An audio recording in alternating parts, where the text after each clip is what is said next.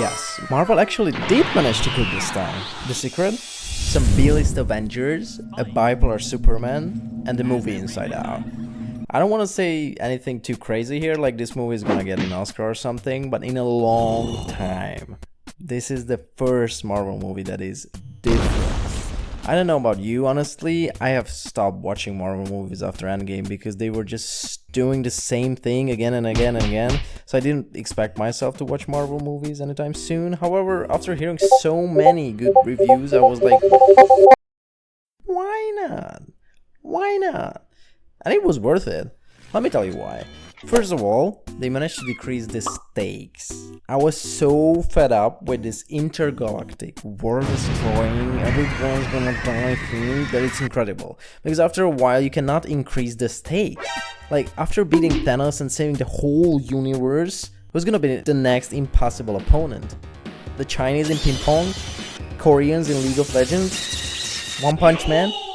I actually kind of want to see that crossover. I mean, the ping pong one. This is the same trap shonen animes enter after a while, like, look at Boruto. What is this?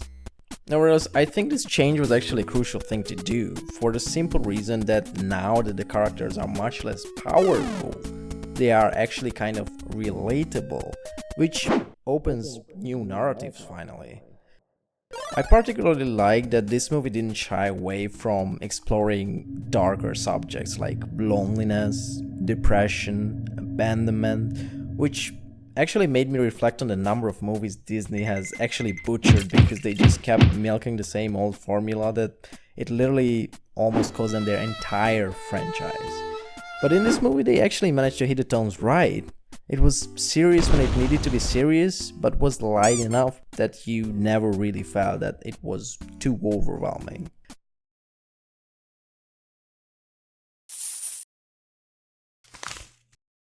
I also like the character of Void/Bob/Sentry, who is like this temporary villain in the film. This amnesia thing in the beginning wasn't my favorite, to be fair. If you didn't see the movie, they just find him in this trapped building and he literally just introduces himself as Bob and that's it. Pretty similar to me at job interviews. Nevertheless, they did a good job with his character, and the idea of his power of this void is actually pretty cool. I like the way it was portrayed, and also the fact that it's like a manifestation of his inner voice/depression that just keeps telling him that no, you're not good enough, or I'm the only one you have. And in the last scenes, it was pretty emotional to see himself fighting this void, to see himself slowly losing, until the other guys came to hug him, help him from essentially harming himself. It was a really cool parallel, something I definitely didn't expect to see coming, especially from Marvel. Let's mention the negatives as well, so it doesn't seem like I'm just fanboying over here. There were a couple things that were either bad or just didn't really make sense to me, like Bucky. Bucky's character is the biggest disappointment in this whole movie for me. The only reason he was in this movie was to have a familiar face for the people. That's it. He isn't doing anything. We don't get to learn anything about him. He's just there to sort of connect this movie with the next one. He's more useless than the power off option after Windows update. There was also this Taskmaster character. To tell you the truth, I have no idea who or what this character is. But she dies so fast. She managed to die faster than my crypto dreams.